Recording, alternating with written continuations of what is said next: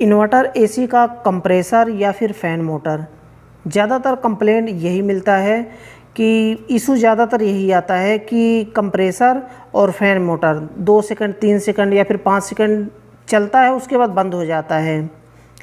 अगर इस तरह का इशू है, इस तरह का प्रॉब्लम है, तो क्या चेक करना चाहिए? सिंपल स्टेप में क्या चेक करना चाहिए ताकि आपका समय भी बचत हो जाए और आप उसे अच्छी तरह से चेक भी कर पाएँ। अगर नहीं पता होगा तो आप इंडोर का पीसीबी, आउटडोर का पीसीबी, उसके बाद मोटर खोलने में ही कितना टाइम लगा देंगे। लेकिन सिंपल सा स्टेप होता है जिसे आप आसानी से चेक कर सकते हैं। कैसे चेक करना है उसे तो हम आगे बात करेंगे। उससे पहले मैं बताना चाहूँगा, चैनल को सब्सक्राइब नहीं किया है तो चैनल को सब्सक्राइब कर लें और बेल आइकन को प्रेस करके ऑल पर क्लिक कर लें, ताकि जितने भी वीडियो मैं बनाऊँ आपको सबसे पहले नोटिफिकेशन मिल पाए और वीडियो को देख पाएँ सबसे पहले। तो हम टॉपिक की बात करते हैं कि अगर कंप्रेसर थोड़ी देर चल के 1 सेकंड 2 सेकंड चल करके अगर बंद हो गया है तो फिर सीधा ये होता है कंप्रेसर ख़राब होता है ऐसे।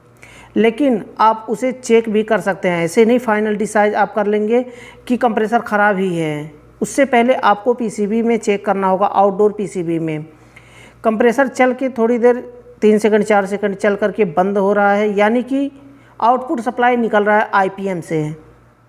आप देख सकते हैं आईपीएम से आउटपुट सप्लाई निकल रहा है, तभी तो कंप्रेसर चल रहा है थोड़ी देर। अब ये चेक करना है कि आईपीएम से यूवीडब्ल्यू तीनों सप्लाई निकल रहा है कि नहीं। तीनों सप्लाई आपको चेक करना है।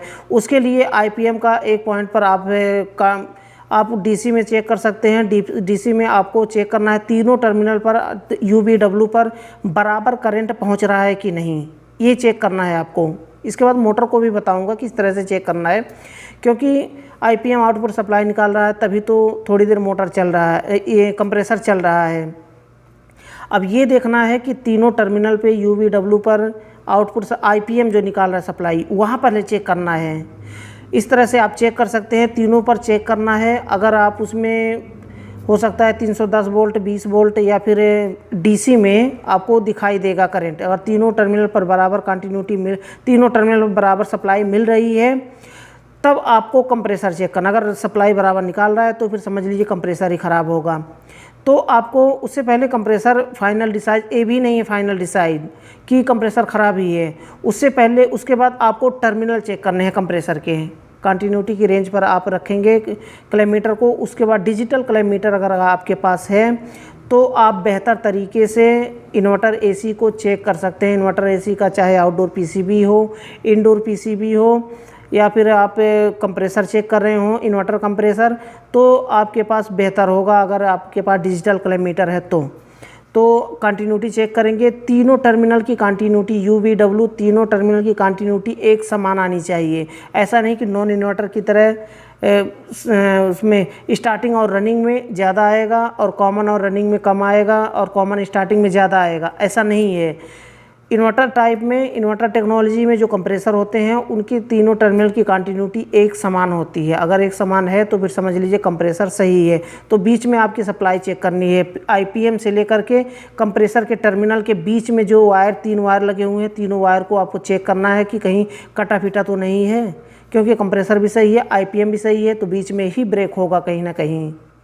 अगर कंप्रेसर नहीं चल रहा है तो या तो आईपीएम से सप्लाई नहीं निकाल रहा होगा बराबर, या तो कंप्रेसर के तीनों टर्मिनल की कंटिन्यूटी नहीं आ रही होगी, यानी कि या तो कंप्रेसर ख़राब होगा या तो आईपीएम ख़राब होगा। अगर दोनों सही है तो बीच में सिंपल सा माइंड लगाइए कि सिंपल सा और क्या हो सकता है। बीच में जो वायर लगे हुए हैं आईपीएम से लेकर के टर्मिनल तक, वही बीच में कहीं ब्रेक है। इस तरह से कंप्रेसर को चेक कर सकते हैं। अब हम बात करते हैं मोटर को।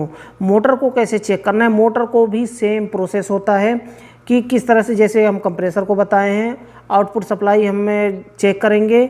इसमें जो 5 वायर निकलते हैं वो सारे वायर को चेक करेंगे कि क्या आउटपुट अब कितने वोल्ट उसमें देता है।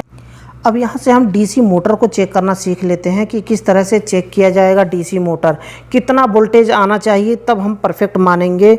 जैसे कि हमारा वीएम जो लिखा होता है, वीएम पर रखेंगे, जो कि रेड वायर होता है। वायर तो इधर उधर हो सकता है, ये जो ग्राउंड का और फीडबैक का वायर होता है ये इधर उधर हो सकता है, बाकी ये रेड वायर और वाइट और येलो, ये तीनों वायर अपने जगह पे होते हैं, चाहे जो डीसी मोटर हो, इन्वर्टर एसी का।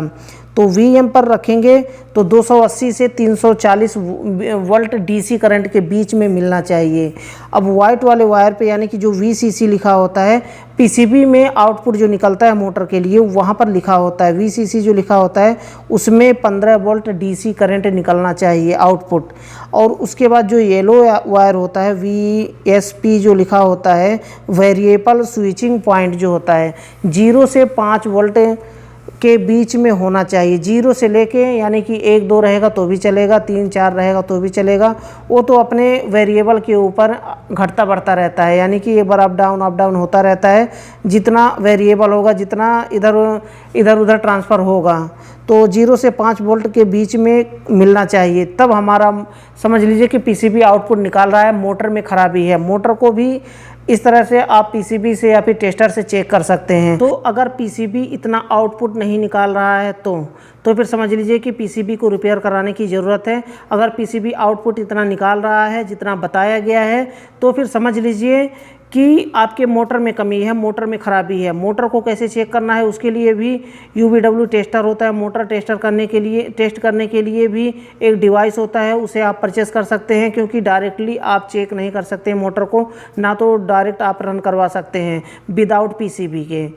या तो आपके पास दूसरा पीसीबी है तो दूसरे पीसीबी में लगा करके आप चेक कर सकते हैं और रन करवा के देख सकते हैं। तो इस तरह से अगर मोटर में खराबी है तो मोटर में एक पीसीबी होता है, गोल पीसीबी होता है, तो उस पीसीबी में खराबी हो सकता है। कुछ होते हैं मोटर जो कि सील्ड होते हैं, अगर सील्ड मोटर है तो मोटर आपको फेंकना पड़ेगा, नया मोटर लगाना पड़ेगा। अगर मोटर रिपेयर हो जाता है तो सही है, वैसे रिपेयर नहीं होता है। इन्वर्टर एसी का जो मोटर होता है, चाहे इंडोर का हो चाहे आउटडोर का हो, एक बार ख़राब हुआ तो फेंकना ही पड़ता है। मैं देखा नहीं हूँ कि रिपेयर होता है, क्योंकि उसमें पीसीबी कार्ड होता है, उसमें ख़राब हुआ पीसीबी कार्ड तो फेंकना ही पड़ेगा, क्योंकि वो सील्ड होता है। तो ये छोटी सी वीडियो थी, छोटी सी जानकारी थी। अगर वीडियो पसंद आए तो वीडियो को लाइक ज़रूर कर दें। लास्ट में बताना चाहूँगा, चैनल को सब्सक्राइब नहीं किया तो चैनल को सब्सक्राइब कर लें और बेल आइकन को प्रेस करके ऑल पर क्लिक कर लें, ताकि जितनी भी वीडियो मैं बनाऊँ आपको सबसे पहले नोटिफिकेशन मिल पाए और वीडियो को देख पाए सबसे पहले। तो आज के लिए बस इतना ही था। अगली वीडियो में फिर जल्दी ही मिलते एक नए टॉपिक के साथ।